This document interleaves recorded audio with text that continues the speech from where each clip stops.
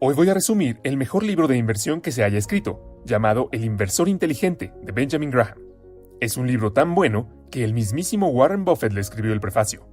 Warren dijo que leyó por primera vez la primera edición del libro en el año 1950. En aquel entonces, Warren tenía solo 19 años y pensó que era el mejor libro sobre inversiones. Incluso todavía hoy piensa lo mismo.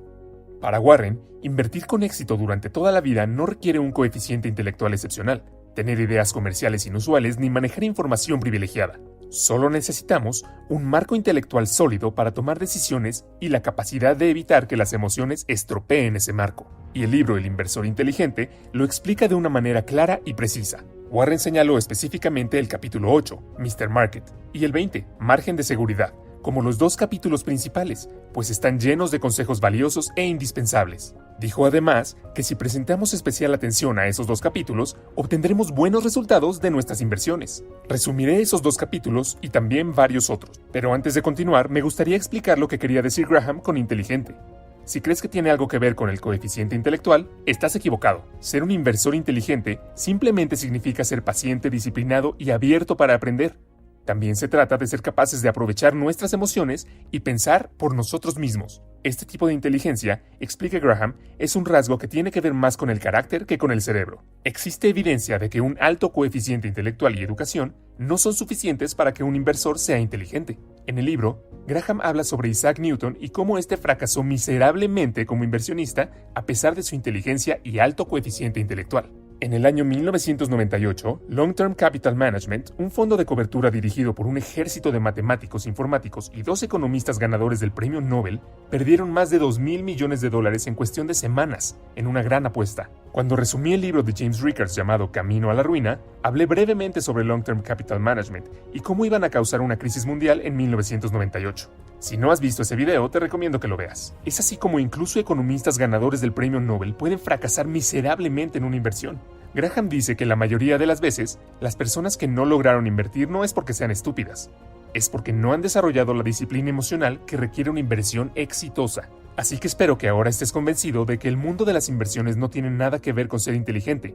Por otro lado, hay que resaltar que el entusiasmo, al contrario de lo que se podría pensar, no es un buen aliado durante una inversión. Graham siempre dice que si bien el entusiasmo puede ser necesario para grandes logros en otros ámbitos, en el mundo de las inversiones puede conducir al desastre. El principal problema del inversor, e incluso su peor enemigo, es el entusiasmo. Capítulo 1. La diferencia entre inversión y especulación. Especular no es poco ético. Lo importante es que mantengamos las actividades de inversión y especulación totalmente separadas. Si hay algo peligroso, es pensar que estamos invirtiendo cuando en realidad estamos especulando. Graham nos aconseja limitar nuestra asignación a nuestra posición de especulación, también conocida como cuenta de Mad Money, a no más del 10% de los fondos de inversión. Nunca mezclar el dinero en nuestra cuenta especulativa con lo que está en nuestras cuentas de inversión. No permitas que el pensamiento especulativo se extienda a las actividades de inversión. Debemos saber la diferencia entre invertir y especular. Invertir es una operación que, tras un análisis exhaustivo, promete seguridad del capital y un rendimiento adecuado. Las operaciones que no cumplen con estos requisitos son simplemente especulaciones. Capítulo 2. ¿Qué podemos hacer para enfrentar la inflación? Me encanta la cita de Henry Youngman sobre la inflación. Los estadounidenses se están fortaleciendo. Hace 20 años se necesitaba hasta 2 personas para llevar $10 en alimentos. Hoy, un niño de 5 años puede hacerlo. Los inversores a menudo pasan por alto la importancia de comprender la inflación. Los psicólogos llaman a esto ilusión monetaria. Por ejemplo, si recibimos un aumento salarial del 2% en un año cuando la inflación es del 4%, sin duda nos sentiremos mejor que si tomamos un recorte salarial del 2% durante un año cuando la inflación es 0. Ambos escenarios nos dejan en una posición prácticamente idéntica, pero nos sentimos mejor en el primer escenario. Es necesario medir el éxito de una inversión no solo por lo que se gana, sino por cuánto mantiene después de la inflación. La inflación no va a desaparecer, y siempre debe tenerse en cuenta en un análisis. Tradicionalmente, las acciones pueden resistir a la inflación mejor que los bonos, lo que lleva a muchos a creer que solo deberían invertir en acciones, pero en realidad, nada es completamente seguro cuando se trata de invertir. Todo fluctúa y es imposible predecir completamente el futuro. Por lo tanto, diversificar tu portafolio de inversión es siempre una mejor opción que depender de un solo tipo de acciones o bonos. El autor recomienda 2 opciones para protegerse de la inflación. La primera son los fideicomisos de inversión inmobiliaria. Estas compañías poseen propiedades, cobran rentas y hacen un gran trabajo al soportar la inflación. La otra opción son los bonos de gobierno que se escalan automáticamente con la inflación. Recuerda, el inversor inteligente se diversifica. Capítulo 3. Un siglo de historia del mercado de valores. Lo más importante que podemos aprender luego de 100 años de historia del mercado de valores es que el inversor inteligente nunca debe pronosticar el futuro del mercado de valores basándose en el pasado. El hecho de que algo haya sucedido antes, incluso si ha sucedido varias veces, no es garantía de que vuelva a suceder. El mercado de valores no subirá indefinidamente. Siempre debemos tener cuidado y tener en cuenta de que cuando los precios de las acciones suben, se vuelve más riesgoso, no menos. Graham hace 3 preguntas simples. ¿Por qué los rendimientos futuros de las acciones deben ser siempre los mismos que sus rendimientos pasados? Si cada inversionista llega a creer que las acciones están garantizadas para ganar dinero a largo plazo, ¿el mercado no terminará siendo demasiado caro? Y una vez que eso suceda, ¿cómo pueden ser posibles los rendimientos futuros? Capítulo 4. Inversor pasivo y activo. Graham divide a los inversores en 2 categorías, pasivos y activos. Ser inversor pasivo o activo no tiene nada que ver con el grado de riesgo que puede asumir. Es una creencia común que aquellos que no pueden correr riesgos deben obtener un bajo rendimiento y viceversa. Graham dice que la tasa de rendimiento de un inversionista debería esperar recibir depende de la cantidad de tiempo y esfuerzo que esté dispuesto a poner.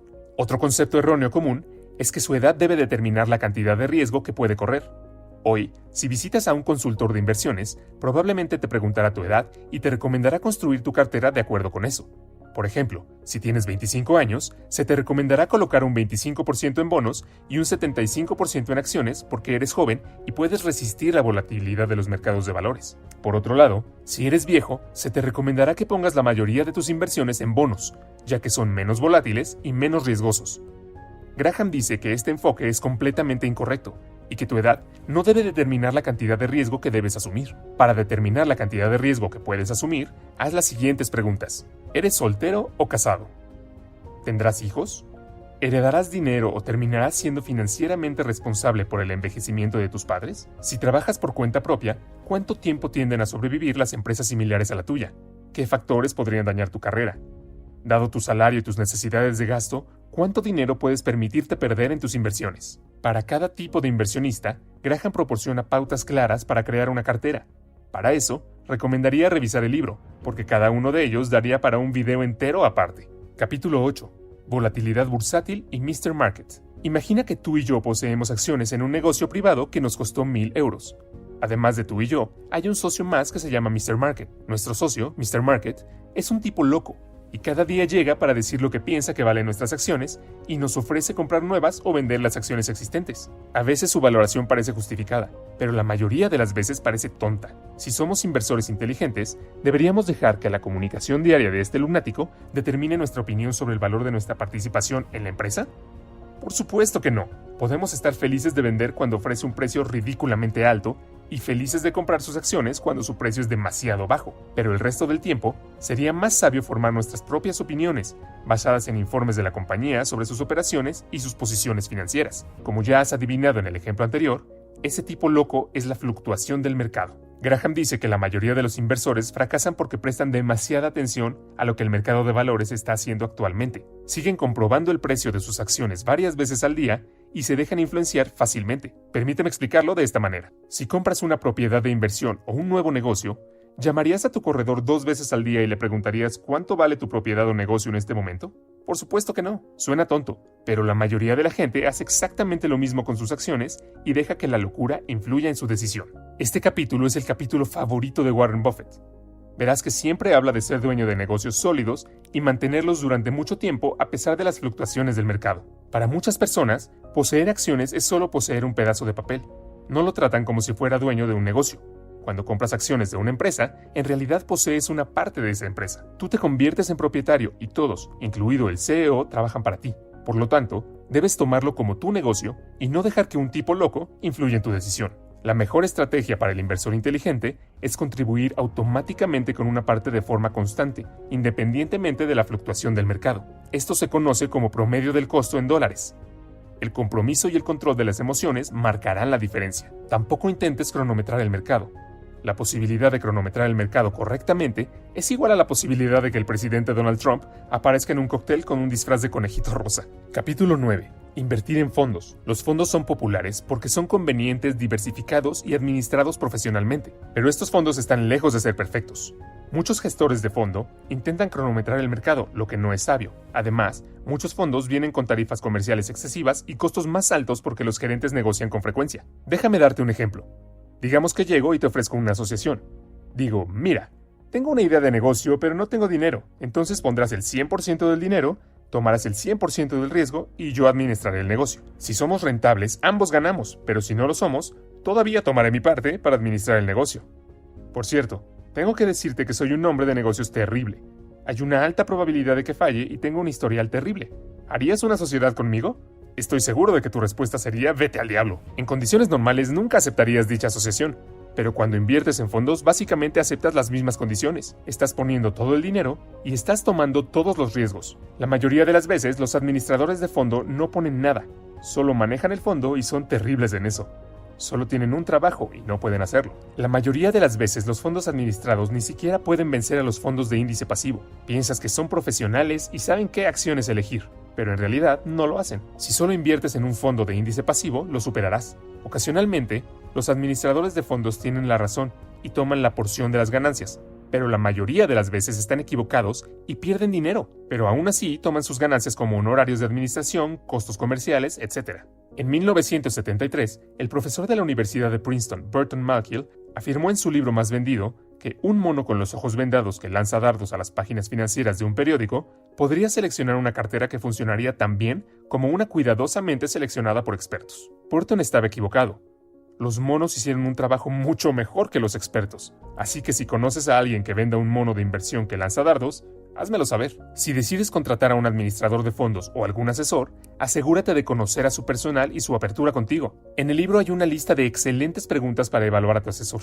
Muchos asesores financieros son estafadores que te hacen confiar en ellos y convencerte de no investigarlos. Antes de poner tu futuro financiero con ellos, es importante encontrar a alguien honesto.